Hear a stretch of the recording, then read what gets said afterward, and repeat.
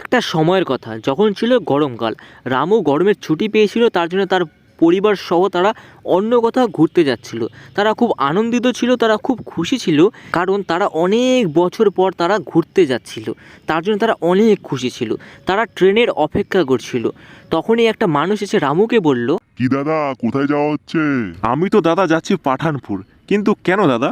না না, সেরকম কিছু না, কিন্তু ফ্যামিলির সাথে এত রাতের ট্রেনটা না নিয়ে সকালের ট্রেনটা নিলে বেশি ভালো হতো। দাদা ওটার সাথে সাথ কি? আমরা রাতের ট্রেন নিই বা সকালের ট্রেন নিই, ব্যাপারটা তো একই হচ্ছে না। স্বাদ আছে দাদা, মানে ব্যাপারটা হচ্ছে। বাবা বাবা ট্রেন চলে আসছে, চলো। আরে মায়া, তুমি বাচ্চাকে নাও, আমি ব্যাগটা নিচ্ছি। তারপর ট্রেন স্টেশনে আসে, থামে। রামু তার ফ্যামিলিকে নিয়ে ট্রেনের দিকে এগিয়ে যায়, আর সেখান থেকে সেই লোকটাও চলে যায়। রামু ট্রেনের ভিতরে তাদের সিটটা খুঁজতেছিল। হঠাৎ করে তাদেরকে অন্য রকমই একটা ফিল হয়। ট্রেনের মধ্যে অনেক শান্তি ছিল, আর সবাই কেমন যেন শুয়েছিল। দেখো তো এরা কিভাবে ঘুমিয়ে আছে। মায়া তার বাচ্চাকে নিয়ে সামনের দিকে এগিয়ে যাচ্ছিল। হঠাৎ করে তার সামনে একটা বউ এসে দাঁড়ায়। দেখো তো, আপনি আমাকে একদম ভয় পাইয়ে দিলেন না। আরে আমি তো এখনো কিছু করেই নি, তাতেই তুমি ভয় পেয়ে গেলে। হ্যাঁ, এখন রাস্তা থেকে সরো, আমাদেরকে যেতে দাও। তারপর তারা নিজেদের সিট খুঁজে পেয়ে যায়। তারপর তারা নিজেদের সিটের মধ্যে বসে পড়ে। একটু পরে তার বাচ্চার ঘুম পেয়ে যায়, সে ঘুমিয়ে যায়। তার কিছুক্ষণ পর মায়ারও ঘুম পেয়ে যায়, মায়াও সেখানে ঘুমিয়ে পড়ে। কিন্তু রামু ঘুমায় না, রামুর ঘুম পায় না। সে জানলার ধারে বসে ঠান্ডা ঠান্ডা হাওয়ার মজা নেয়। একটু পরে ট্রেন স্টেশনে আসে, থামে। বাইরের বোর্ডে লেখা ছিল যোধপুর। আরে এটা কোন স্টেশন? এই স্টেশনের কথা তো আমি এর আগে শুনিনি, এর আগে কখনো দেখিনি। রামু সেই কথাটাকে ইগনোর করে সে জানালার পাশেই বসেছিল। হঠাৎ করে রামুরও চোখ বন্ধ হয়ে যায়, আর রামুও ঘুমিয়ে পড়ে। ট্রেন চলতে থাকে, অনেক টাইম হয়ে যায়। হঠাৎ করে রামু সেই মহিলাটার আওয়াজ শুনতে পায়। বাঁচাও বাঁচাও, আমার বাচ্চাকে বাঁচাও, আমার বাচ্চাকে বাঁচাও, আমার বাচ্চাকে বাঁচাও। আরে আরে, কি হলো তোমার বাচ্চার? আরে একটু আগে ট্রেন ছাড়লো, তখনই আমার বাচ্চা স্টেশনে ছাড়া পড়ে গেছে। আমি কিছু জানি না, আমার বাচ্চাকে চাই। ও এই ব্যাপার, এটাই তো তোমাদের প্রবলেম। নিজেদের বাচ্চার খেয়াল রাখবা না, আর যেখানে সেখানে ছাড়া পড়ে যায় তখন কাঁদতে লাগবা নাকি? তুমি একটা কাজ করো, এর পরের স্টেশনে তুমি নেমে যাবে, তারপরে পরের ট্রেন ধরে তুমি আবার সেই স্টেশনে চলে গিয়ে তোমার বাচ্চাকে নিয়ে নিবে, ঠিক আছে? আমার বাচ্চাকে আমি পেয়ে যাবো তো? হ্যাঁ হ্যাঁ, তোমার বাচ্চাকে তুমি পেয়ে যাবে, তুমি টেনশন নিও না। তারপর রামু পরে স্টেশন আসার অপেক্ষা করে। সে জানলায় বসে থাকে, একদম চোখ বন্ধ করে না যে কখন স্টেশন আসবে, কখন স্টেশন আসবে। তার কিছুক্ষণ পর স্টেশনে এসে ট্রেন থামে। রামু বাইরে একটা বোর্ড দেখতে পায়। সেই বোর্ডের নাম দেখে রামু একদম চমকে যায়, তার চোখ একদম ফেটে যায়। আরে যোধপুর, এটা তো আমি কিছুক্ষণ আগেই দেখলাম। এই স্টেশনটা তো আমাদের ট্রেন কখনই পার করে নিয়েছে, এটা কি করে সম্ভব? তারপর রামু সেই মহিলাটার দিকে দেখে। মহিলাটার দিকে দেখার পরে দেখে যে সেই মহিলাটা ওখান থেকে গায়েব হয়ে গেছে। রামু তারপর একটু ভয় পেয়ে যায়। রামু ট্রেনের চারদিকে খুঁজে দেখে কেউ সেখানে নেই, মানে পুরো ট্রেন একদম খালি হয়ে গেছে। আরে একটু আগেই তো ট্রেনটা পুরো ভর্তি ছিল, পুরো লোকে একদম ভর্তি ছিল, কিন্তু এখন তারা কোথায় গেল? এত তাদের গায়েব হয়ে গেল কি করে? এটা কি হচ্ছে? আরে কি হলো, তুমি এত ভয় পেয়ে আছো কেন? আরে আমাদেরকে তাড়াতাড়ি এই ট্রেন থেকে নামতে হবে। কিন্তু কেন? আগে ট্রেন থেকে নামো, তারপরে আমি তোমাকে সব কথা বলছি। আরে পিন্টু, পিন্টু কোথায় গেল? আরে ও একটু বাথরুমে গিয়েছে। আরে তুমি ওকে একাই কেন যেতে দিলে? আরে তুমিও এখানে ছিলে না? তার মধ্যে আমাদের ব্যাগগুলো এখানেই আছে, কিছু যদি চুরি হয়ে যায় আমাদের ব্যাগ থেকে, তার জন্য আমি ওকে একাই পাঠিয়ে দিয়েছি। তুমি একদম টেনশন নিও না, ও অনেক বুদ্ধিমান। রামু তাড়াতাড়ি বাথরুমের দিকে ছুটে যায়। সেখানে গিয়ে দেখে পিন্টু নেই। রামু অনেক ভয় পেয়ে যায়, আর সে পুরো ট্রেনটার মধ্যে ঘুরে ঘুরে পিন্টুকে ডাকে। পিন্টু, ও পিন্টু, পিন্টু কোথায় গেল আমার বেটা? মায়ারও অনেক টেনশন হয়ে যায়, সেও পুরো ট্রেনটাতে ছুটে পিন্টুকে ডাকে। কোথায় গেল আমার পিন্টু? এটা পাক্কা ওই মহিলাটার কাজ। কোন মহিলাটা গো? আরে ওই মহিলাটাই যাকে দেখে তুমি ভয় পেয়ে গিয়েছিলে। ও কিছুক্ষণ আগে তুমি যখন ঘুমিয়েছিলে তখন এই মহিলাটা চিল্লাচিল্লি করছিল, কান্নাকাটি করছিল যে তার বাচ্চাটা স্টেশনেই ছাড়া পড়ে গেছে। আর মহিলাটা আমার পাশেই বসেছিল। যখন স্টেশনে ট্রেন আসে থামে যোধপুরে, তখন মহিলাটা গায়েব হয়ে যায়। আর যেই স্টেশনে আসে থামে, স্টেশনের নাম দেখে আমার অবস্থা খুব খারাপ হয়ে যায়। কিন্তু স্টেশনের নাম শুনে তোমার হালত কিভাবে খারাপ হলো? কারণ যে স্টেশনে আসে ট্রেনটা থামছে, সেই স্টেশনটা আমরা অনেকক্ষণে পার করে এসেছি, আর আমি নিজে সেই বোর্ডটা দেখেছিলাম। এটা কি করে সম্ভব? হে ভগবান, কোনো তো ব্যাপার আছে। চলো চলো আমরা আগে যাই পিন্টুকে। তারপর তারা ট্রেন থেকে নেমে যায়, আর সামনের দিকে এগিয়ে চলে।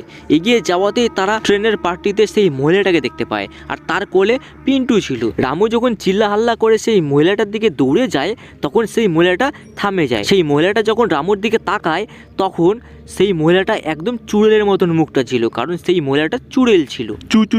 চুড়েল? আরে তুমি আমার বাচ্চাকে কেন ধরছো? ছেড়ে দাও আমার বাচ্চাকে। না, এটা আমার বেটা, আমার বেটা এটা। না, এটা আমার বেটা পিন্টু হয়, ছাড়ে দাও ওকে। না না না, এটা আমার বেটা মোহিত হয় এটা। দূরে যাও আমার বেটার থেকে। এটা বলার পর চুড়েল পিন্টুকে নিয়ে দৌড়ে পালিয়ে যায়। রামও তার পিছন পিছন দৌড়ায়।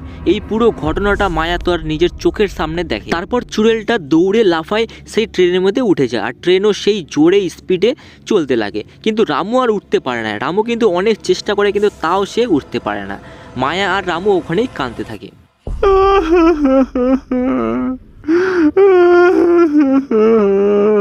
নিয়ে গেল আমার পিন্টুকে, এখন আমি কি করব?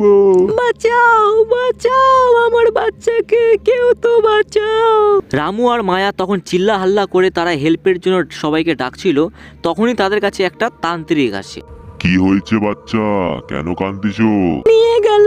নিয়ে গেল আমার বাচ্চাকে ওই চুড়েলটা, এখন আমি কি করব? হে ভগবান, কি হলো এটা? আবার এই চুড়েলটা একটা বাচ্চাকে নিয়ে গেল। আপনি জানেন এই চুড়েলের ব্যাপারে? চুড়েলের ব্যাপারে এখানে সবাই জানে। তোমরা হয়তো রাত 12টার ট্রেনে এসেছিলে।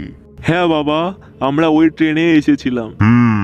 এটাই তো তোমরা সব থেকে বড় ভুল করেছো বাচ্চা। 1 বছর আগেকার ঘটনা। এই স্টেশনে মানে যোধপুরে একটা বাচ্চা আর তার মা যাচ্ছিল। সেই একটা ট্রেনের বড় একটা দুর্ঘটনা হয়। সেই দুর্ঘটনায় সেই মায়ের বাচ্চাটা কাটা পড়ে যায় আর তার মৃত্যু হয়ে যায়। তার মাটা পাগল হয়ে গেছিল, এখানে চারদিকে ঘুরে বেড়াচ্ছিল। তখনই তার মাটাও কয়েকদিন পরে এখানে মরে যায়। তার মাটা আত্মহত্যা করে। তারপর থেকে রাত 12টার ট্রেনে কোনো না কোনো দুর্ঘটনা ঘটতেই থাকে, কোনো না কোনো বাচ্চা গায়েব হতেই থাকে। তার জন্য সেই ট্রেনটাই চলা বন্ধ হয়ে গেল। কিন্তু বাবা, আমরা তো ওই ট্রেনেই আসছি। আরে বেটা, রাত 12টার ট্রেন অনেক দিনে বন্ধ হয়ে গেছে। আর তোমরা যে ট্রেনে এসেছো সেই ট্রেনটা তো একটা ভূতের ট্রেন ছিল। এইভাবে সেই চুড়েলটা যে কত বাচ্চাকে এখান থেকে গায়েব করছে সেটা একমাত্র ভগবানই জানে। হে ভগবান, তাহলে কি আমাদের বাচ্চাকে আমরা আর পাবো না? আরে বেটা, তোমার বাচ্চাকে সেই চুড়েলটা কিছু করবে না। কিন্তু ট্রেন তো চলে গেছে। বেটা, তুমি এখন বাড়ি চলে যাও। আর কালকে ঠিক 12টার সময় তোমরা এই ট্রেনেই, এই স্টেশনেই তোমরা এই ট্রেনটাকে ধরবে। তারপরে তোমরা তোমাদের বাচ্চাকে পেয়ে যাবে। কিন্তু চুড়েলটা আমাদের বাচ্চাকে কেন দিবে? এটারও তালিকা আমার কাছে আছে। তুমি যখন কাল রাত্রেবেলা যখন এই ট্রেনটা ধরবে, যখন আসবে, তখন তোমাদের সাথে একটা বড় পুতুল নিয়ে আসবে। আর পুতুলটাকে তুমি এমন ভাবে রাখবে যাতে সেই চুড়েলটা বুঝতে না পারে ওটা পুতুল হয়। ব্যাস, এরপরে যা করার তোমাকে নিজেই করতে হয়। তারপর তারা সেখান থেকে বাড়ি ফিরে যায়। তারপরের দিন আবার রাত 12টার সময় তারা সেই স্টেশনে আসে ট্রেন ধরার জন্য। আর তার সাথে তারা একটা বড় পুতুলও নিয়ে আসে। তারপর ট্রেন চলে আসে। তারপর তারা সেই ট্রেনের মধ্যে আবার উঠে যায়। তারা যায় সেই সিটের মধ্যে যায় বসে।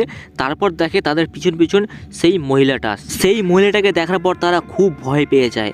তারপর সেই মহিলাটা যখন দেখে তাদের সাথে আরেকটা বাচ্চা আছে, তখন সেই মহিলাটা খুব খুশি হয়, মানে সেই চুড়েলটা খুব খুশি হয়। তারপর রামু সেই পুতুলটাকে নিয়ে গিয়ে একটা ফাঁকা সিটের মধ্যে গিয়ে রেখে দেয়। সেই পুতুলটাকে সে ওখানে রেখেই সে লুকিয়ে যায়। তারপরে সেই চুড়েলটা সেখানে আসে।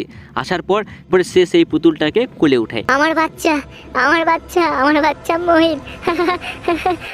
তারপর চুড়েলটা যোধপুর স্টেশনে নেমে যায়। সেখান থেকে নেমে এসে সামনের দিকে এগিয়ে যায়। রামুও তার পিছন পিছন যায়। তারপর চুড়েলটা একটা গুহার ভিতরে ঢুকে, যেইখানে অনেকগুলো বাচ্চাকে সে বন্দি করে রেখেছিল। তারপর চুড়েলটা তার বাচ্চার সাথে খেলতে খেলতে কোথায় যেন হারিয়ে যায়। আর রামু সেই বাচ্চাগুলোকে নিয়ে সেখান থেকে চলে যায়। তারপর রামু সেই বাচ্চাগুলোকে তার নিজের বাড়িতে পৌঁছে দেয়। আর তার বাচ্চাকেও সে পেয়ে যায়। আর সেই চুড়েলটা সেই পুতুলের সাথে খেলতে থাকে। আর সে তাকেই তার নিজের মোহিত মনে করে। আর কোনো বাচ্চাকে সে আর চুরি করে না।